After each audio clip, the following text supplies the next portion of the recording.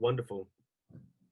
Hello, everyone, and welcome back to Cup of Tea. It's Riel here, and today I am joined by Mithu Surendra. Thank you so much for joining me, Mithu. Your hair is looking really cool as well. Like you got the, you know. I need. You know, I can imagine like wind. You know, like driving a convertible, and then I can imagine the wind like just The giving you like waving. this cinematic. Yeah, like you're worth it. Like.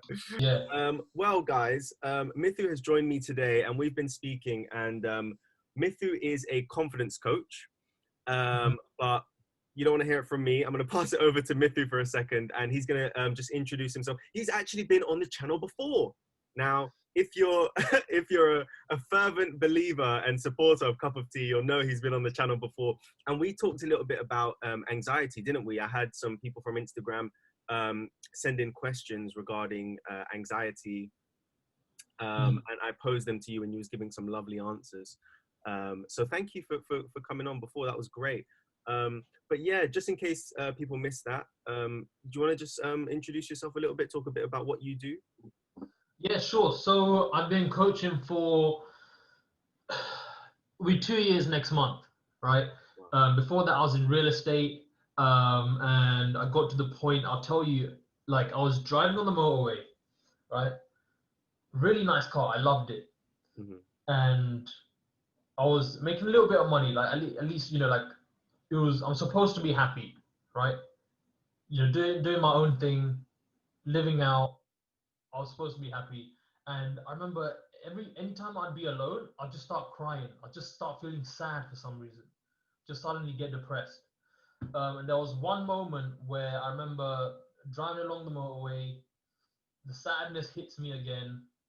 I look over to the left and I see this group of friends, and they just looked like they were happy, they were okay, right? Like normal, what normal is supposed to be. And they were just in some like batty old car, and I was like, "Fuck, I got it."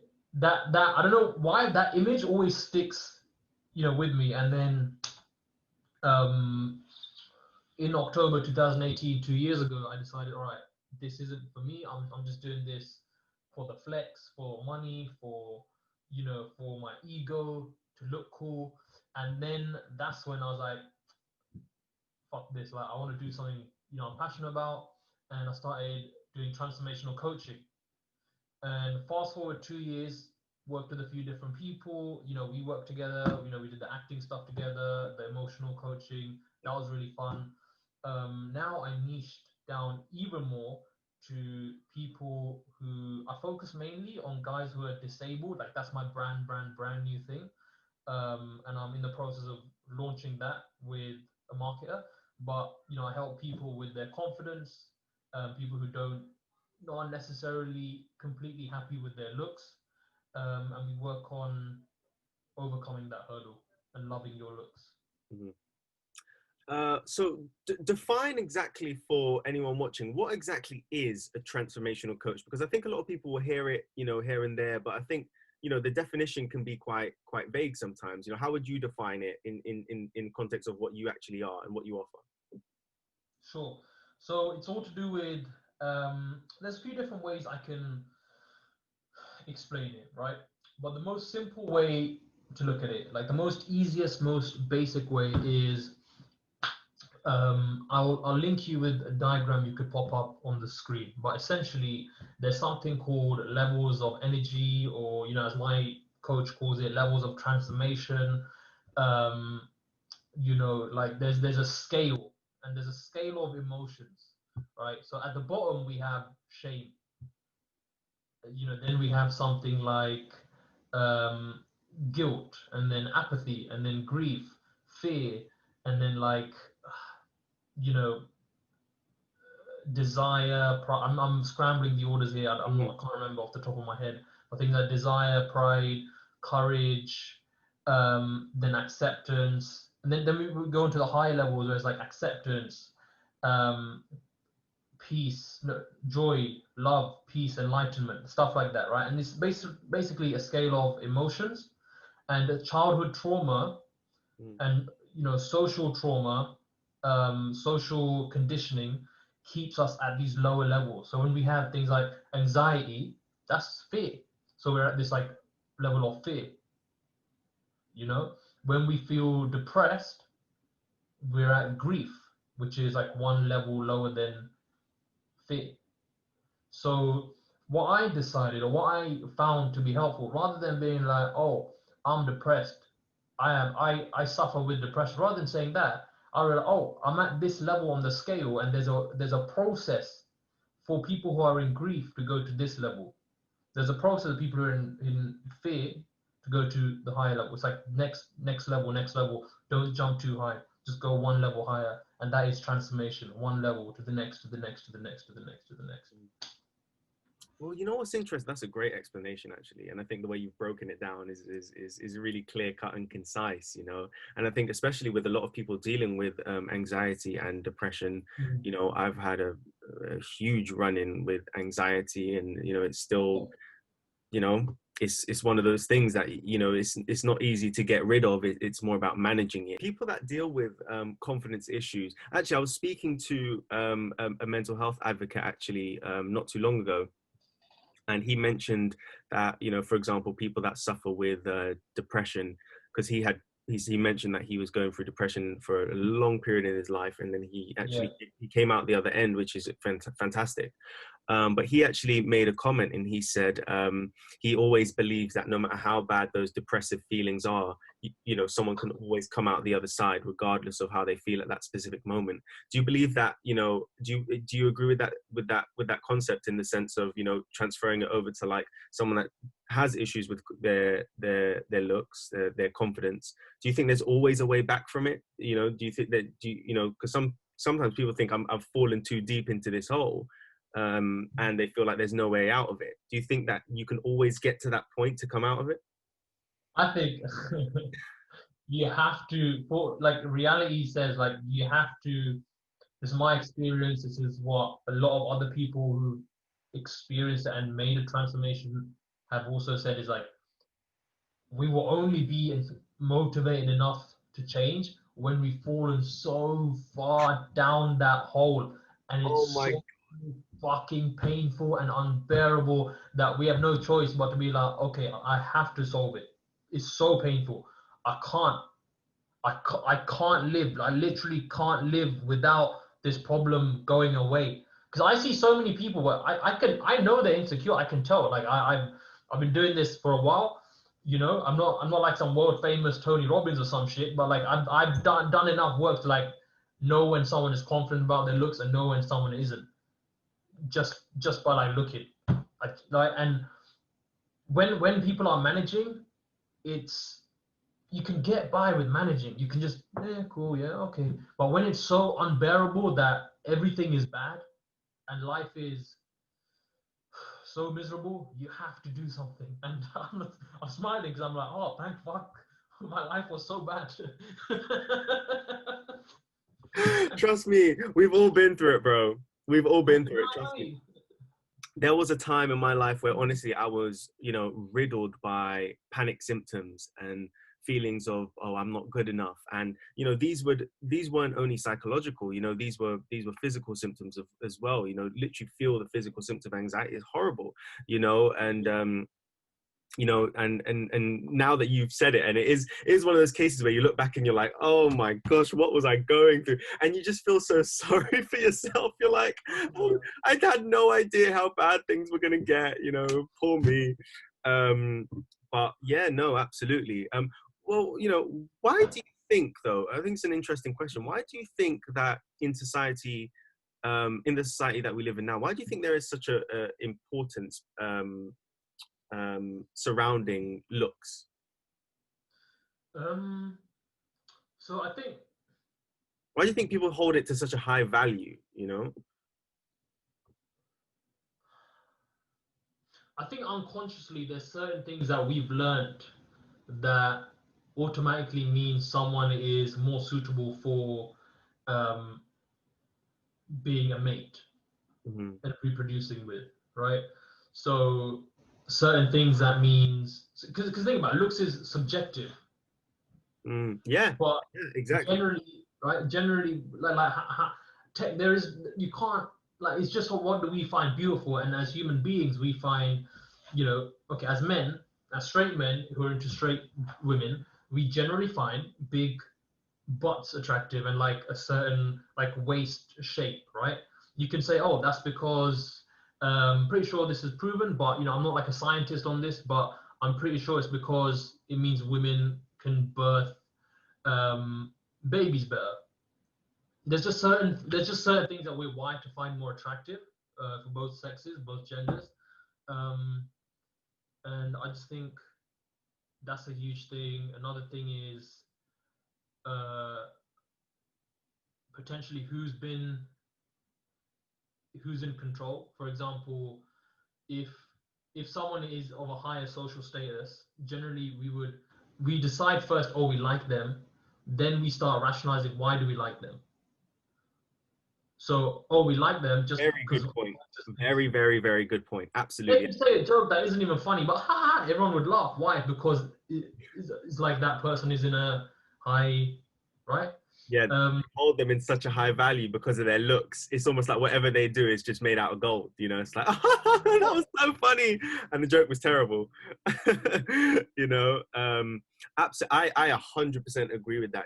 Because it is that, isn't it? Because you see someone, and then a lot of the time, people will only get to know someone and get to know their personality if they find them attractive, if they find their looks to be appealing, if they're attracted to them, and there's, nothing wrong with that. I think, there's nothing wrong with that. But, I think that there is going to be, just like with many things, there's also going to be disadvantages to it, especially from, the other side and from, because there's going to be potentially confidence issues somewhere in there, and they're kind of deep rooted, like you say, you don't know at what point in your life, sometimes you don't even know why you have confidence issues, you know and it's one of those things. Like, for example, when I went through my feelings of not being good enough, I almost didn't even know why I felt like this, you know but I knew I felt like I wasn't good enough, but I didn't know exactly where it was coming from, and it was a very confusing time to me. I was thinking, well, why do I have this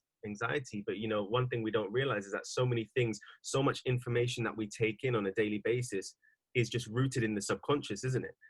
And it's just controlled from there, and then you start reacting to certain things and feeling certain ways for reasons in the subconscious, and it's not a conscious thought. You don't even realize it.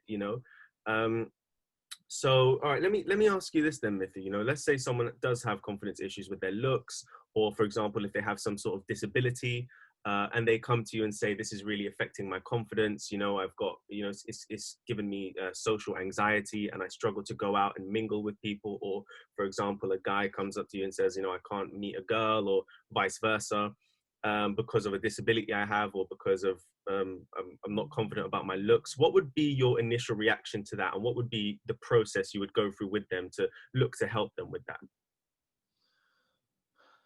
so so the first thing is people sometimes, every now and then, I get a message on Facebook, or like I'll be in Facebook groups, and sometimes people reach out through there, or I reach out to them. But recently, I mean, it's simple. They tell me, okay, I've got an issue around this, blah blah blah. Cool. Then we book a consultation, and then I see, can I help them or not? And then if I can, then the whole process would be cool.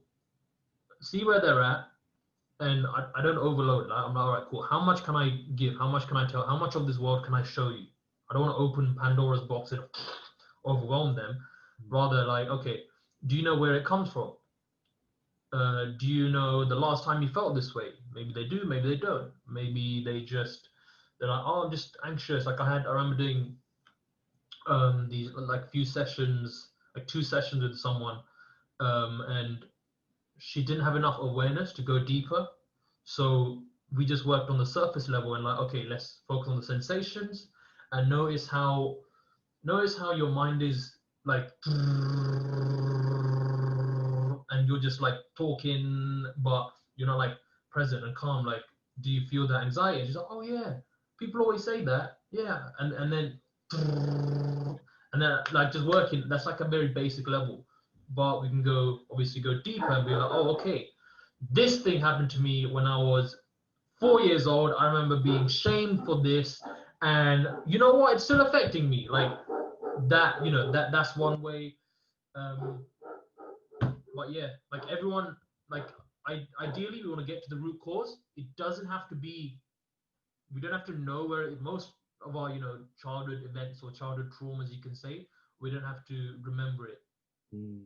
It's the feelings, the sensations that matter, and letting go of those. Absolutely, absolutely. What would be your advice to someone? Let's say it's just a friend that's you're talking to now. Someone that's genuinely dealing with, like I said before, social anxiety, or it's really affecting them in a crippling way, where they feel like they're struggling to interact with people because they're worried about, like for example, physical symptoms or panic attacks, or anything along those lines. And it is maybe rooted in their confidence issues. What would be your advice to them on what they should do, you know, as a confidence coach? Mm, so I'd say,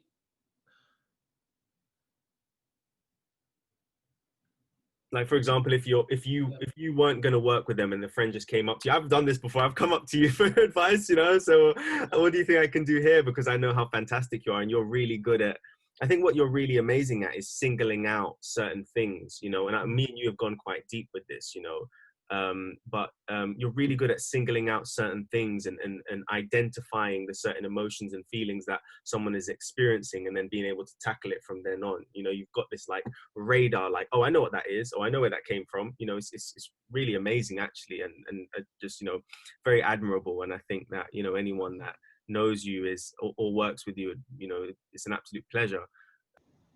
there's certain beliefs that you got to have. Like one kind of belief is like the world is not that big of a place, and we are bigger than what we think we are. Right? That might seem, out of field. Like what are you on about? The world isn't that big of a place, and we as individuals are bigger. That means your problem isn't as big as you think it is. It just feels crippling. It feels like it's crushing you. But in reality, so many other people have this problem. In fact, the more personal a problem, the more universal it is. So, with that belief, then you decide, okay, where do I want to go? Where do I want to be? Where am I trying to get to? Where am I starting now, and where am I trying to get to? Then you start the process of actually trying to do those things, and then you let go as you go along. So, say for example, someone, they want to overcome their insecurities so that they can find their perfect partner, their dream partner, someone who's amazing, smart, intelligent, really positive, kind, authentic, and good looking. Say that's what they want. Cool. They, have to go out or, meet people through friends, whatever. And as they do that, their insecurities will come up. Their anxieties will come up. Like you could just be talking and like, Just gets you right yeah, there, and you're like, oh, you just freeze.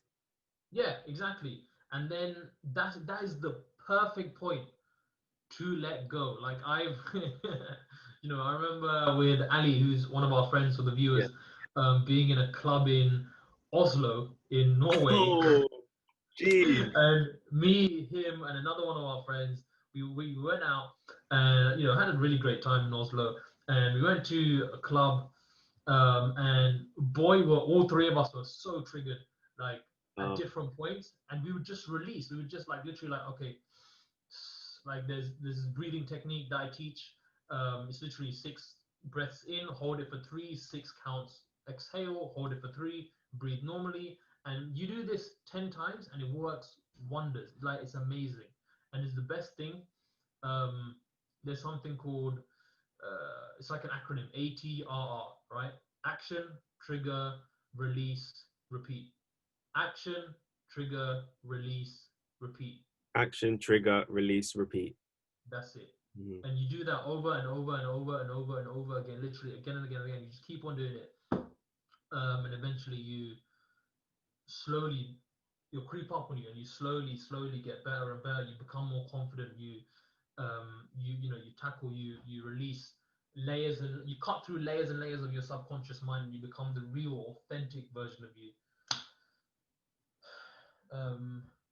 there's one thing, like I want to make it easy. Like if there's one thing you should do Mhm. is accept where you are. Resistance is the Oh, first thing. Resistance is the hardest part. So accept where you are. I like that. I like Go that from a lot. That really resonates. Yeah. Yeah. Accept where you are. That's very powerful. Yeah. And I'll say why. It's because most of the time, like when we have an issue, we're either in denial of it or we're like, oh, I don't want this issue. Like we're coming from this rejection. Oh, I hate it. I hate it.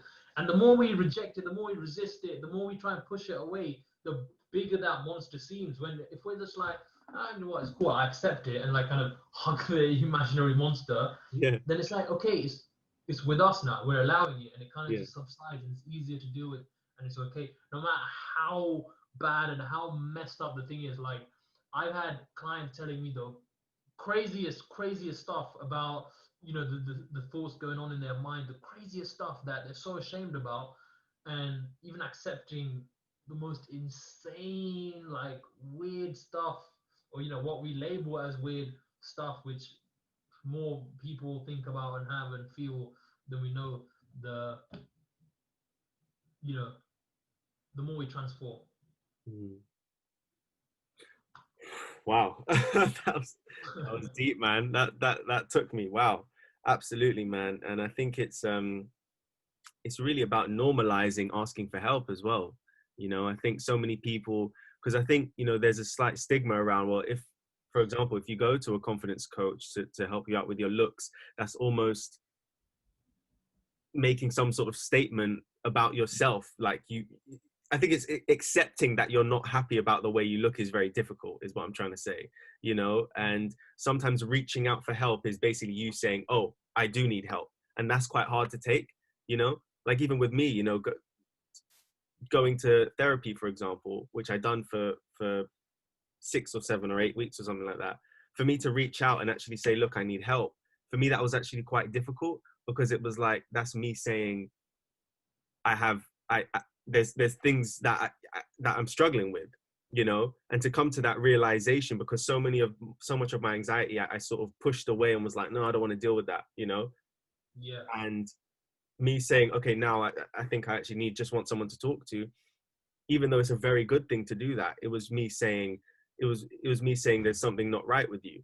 And that was hard to take, and I think the same kind of could potentially ring true for people that deal with confidence when it comes to their looks, to go to, for example, someone like you, that's them basically saying to themselves, yes, I'm not happy with my looks. And that's difficult to take, because sometimes you just pressure it down, it's deep inside you, but you haven't really faced it. And then coming out and saying, yes, I need help, is like, oh yeah, I'm not happy about the way I look, and that's difficult. Do you have any advice to someone that could potentially maybe be dealing with that? That it triggers them to reach out because it's a Yeah. form of acceptance of something they don't like. Yeah, 100%. So one thing, okay, so do a process. Like literally, if you're watching this and this resonates, a part of you is like getting turned on by it, and you're liking these ideas, do this now. The first thing is realize that we're gonna die. And the way I literally have this, I have two tabs that open up every time I open up Chrome, my browser. I have two tabs. One is my product to-do list stuff, and the other tab is the amount of days. It's a Google search. It's the amount of days until my 100th birthday, and that goes down every day. So Wow. it's like I'm gonna die, and it's like, oh, this was on 27,460. Now it's on 27,459. It's like a reminder of like, oh, another day is gone, another day is gone. So then when it comes to, so say you have that, right? And you've got this really difficult thing that is in front of you, but now you know, okay, I'm gonna die, and I don't want to look back and be like, oh, I had this insecurity for so long.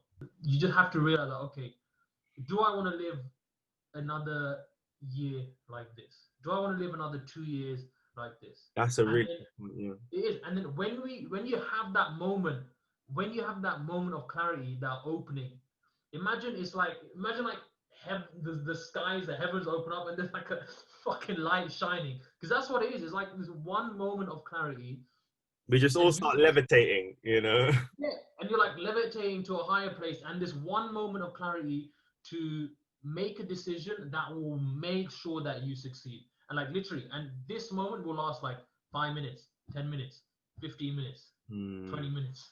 Mm-hmm. Like that's maximum this will last a few minutes. Like it's not gonna, we're not gonna be like, oh, okay, I'm just gonna be confident now. Like, no, figure out why we haven't been confident for so long, if that's the problem, right? And then ask, okay, who solved it? Let me go and ask some questions. Let me figure out how I can do the same thing.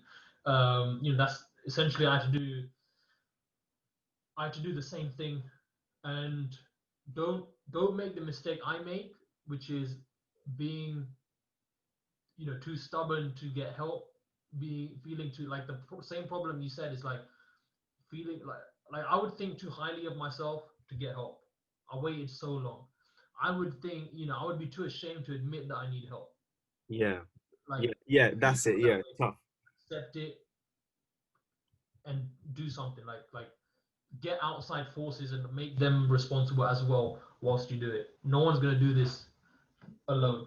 That is the mistake I made, is trying to do anything on my own. Business, overcoming my confidence, anything. Like, Man. Oh man. Oh man. Mithu. oh, um, fuck. you know what? Really, really This amazing. is fun.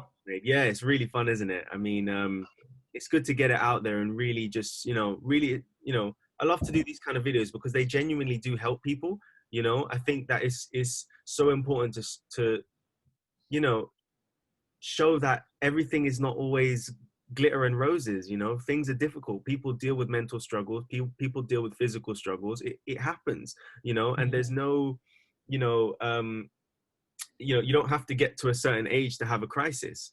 It can happen in your 20s. It can happen anytime. And it does happen. People break down. People have panic attacks. People have mental health issues. And I think we need to normalize talking about it, to be quite frank.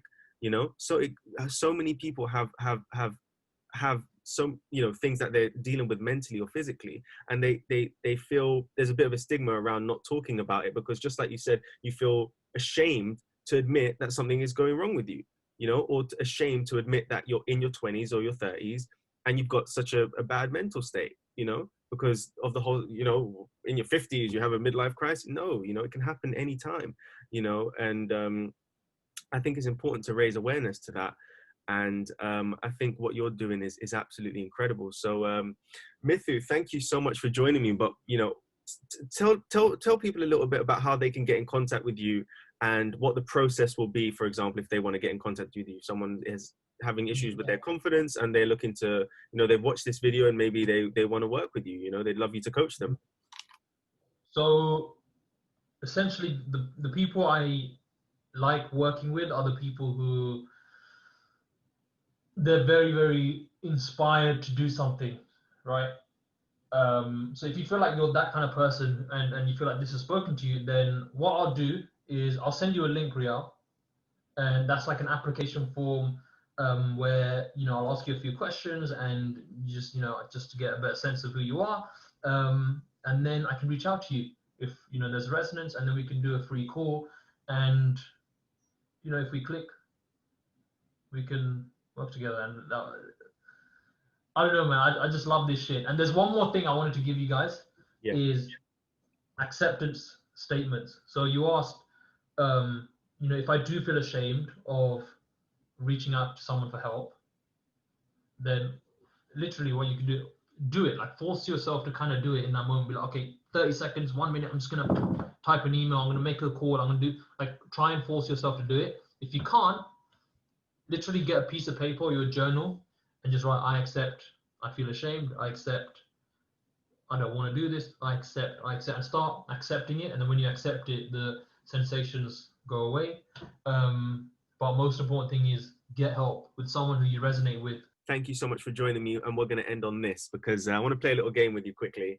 Well, it's not really a game, but it's just something I do with all my guests. And last time you came on, I didn't do it with you for some reason. I think last time our one was so intense, and maybe it just slipped my mind. Yeah. Okay, so Mithu, all right. You open your eyes one day, and you're on a desert island. Okay, you're on a desert island. And you wake up and you're like, what is going on? Okay. So anyway, so you look around, you've got the sand on your feet and you're walking now. Okay. And I'll tell you where you're walking. You're walking on that awkward wet patch of water. You know where the waves hit the sand and there's like the wet bit where it's like soggy and your feet go in and you're walking, that's where you're walking along, right? And you're walking along, and then you hit your foot on something and you go, ah, and then you pick it up and it's a lamp, okay? It's a lamp, just like from Aladdin, okay? And you rub the lamp, okay? And pff, a genie appears out of the lamp, Mithu, okay? Can you believe it? And his name is Simon Watford, because that's just the name he has. and the genie says to you, the genie's in a bad mood, because he's been in that lamp for 10,000 years. Can you believe it? He's been in the lamp for 10,000 years. And so in a way, he's grateful that you've rubbed the lamp and let him out, but he's also unhappy because he's just lost 10,000 years of his his life that is infinity. His life never even ends. But, so he's come out of the lamp and he says to you, you know what? I'm in a bad mood, Mithu. So I'm going to do something kind of, pretty bad to you. I am going to steal your voice away from you, Mithu. Okay, I'm going to take your voice box and just crush it. So you'll never be able to speak again. Okay, that's what the genie says to you. That's what Simon Watford says to you. And he says, however, because you've let me out of this lamp, I'm going to grant you one final wish. Okay, and that wish is I'm going to allow you to say one last sentence, or, a couple of words, whatever you want to say. And whatever you say right now is going to be echoed across the entire planet. It's going to be translated into every language, into everyone on the planet is going to hear exactly the last words you're about to speak before he takes your voice away from you. So my question, Mithu, is in that moment, what do you say to the entire world?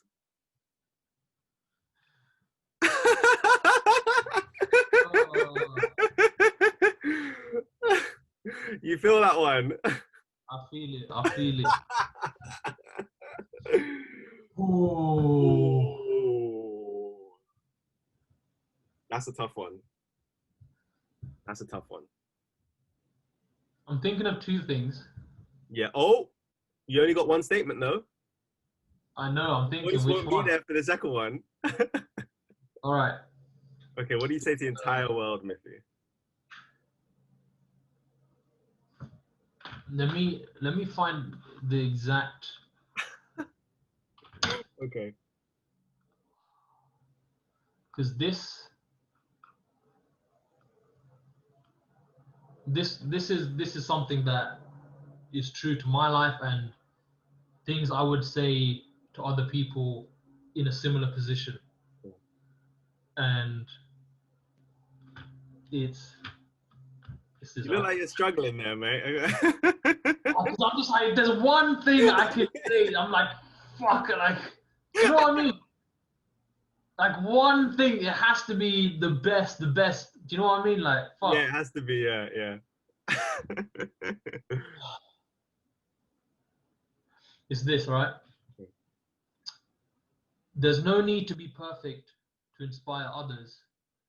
Let others be inspired by how you deal with your imperfections. Ladies and gentlemen, he came through in the end. Mithu Surendra, represent. Oh, what a beautiful one, man. That's brilliant. That's actually, I really like that. That's one of my favorite ones. That's beautiful. That is really, really nice, Mithu. Mithu Surendra, thank you so much for joining me. Anything you want to add, or I don't think you should, but that's so powerful. But anything you want to say before we lock off here? Yeah, I'll let that last statement sit with you guys. Riyad, thank you so much for having me, man. It's been a pleasure. It was really, really fun. I'm thinking I should do more of these. It's just so fun, so good to talk about. I hope you guys genuinely got value out of this. And if you feel like, you know what, if a light bulb went off in your head, or you just feel like something spoke to you, then click on the link you can put it in the description, yeah. Yes. And reach out to me. Fill out the form, and let's have a free conversation and see how it goes. Like, Absolutely. do something, take action on your life, whatever it is. Absolutely. Thank Ladies you, and man. gentlemen, it's Mithu Surendra. Thank you so much for joining me. See you next time, guys. Bye. Bye now.